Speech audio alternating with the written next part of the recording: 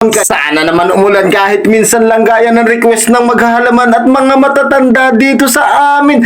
Kaso yun ang request na hindi ko mapagbibigyan. Kaya nga mga lodi, sa sobrang init ng panahon ay hindi ka talaga mapapakali sa sobrang banas.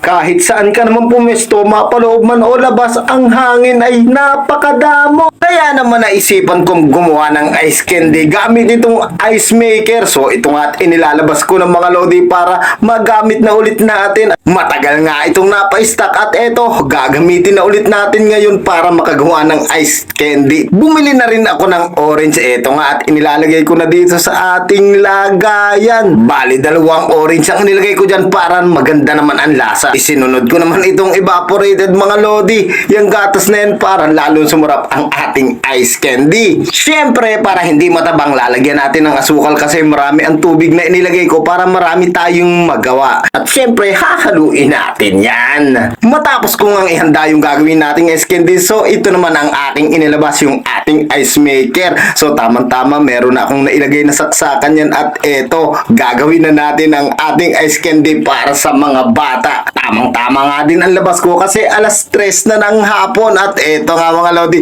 atin ang gagawin ito. Sana may mga lumapit agad na mga bata para matikman agad ang ating gagawin. So yun nga mga lodi, so eto na, nahanda ko ng lahat.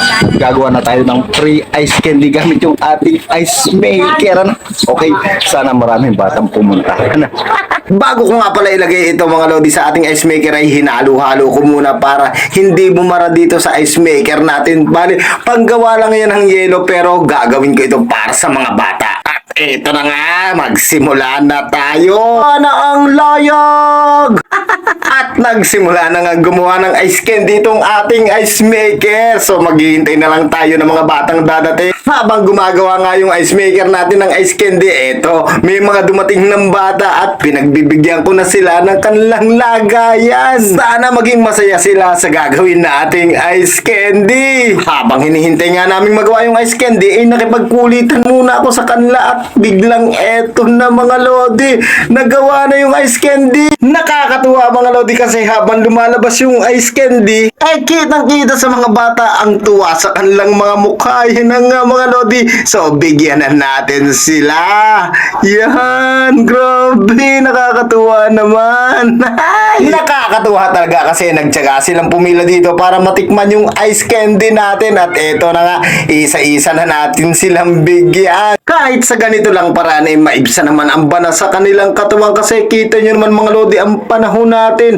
Sobrang banas, sobrang init kaya nakakalbo ako Sadya na pala akong kalbo. Kailan kaya ulan para gumaan-gaan naman ang ating mga pakiramdam, lalo na dun sa matatanda mga lodi. Talaga namang banas na banas sila, lalo na pag darating yung alas 12 hanggang alas 3. Napakainit ng panahon. Sana naman umulan kahit minsan lang gaya ng request ng maghahalaman at mga matatanda dito sa amin. Kaso yun ang request na hindi ko mapagbibigyan kasi tanging Diyos lang ang makapagbibigay sa atin nun. Kahit ako nga mga lodi, ang request kayo umulan kasi kita ko naman ng mga halaman dito sa amin, lalo na yung pinyahan, mga tuyot na mga lodi at hindi na lumalaki yung mga bunga. Ay siya, ano mangyayari sa maghahalaman dito sa amin? Nakita ko nga yung kay tatay na kalbasa, ay siya, hindi tumuloy yung bunga. Ay naku po. So, balik tayo dito sa ice candy. So yun mga lodi, tapos na tayong mamigay ng ice candy. Grabe, ang tuwa ng mga bata. So ako naman ngayon, anti-tigay man ang mga lodi. Okay. Ang sarap.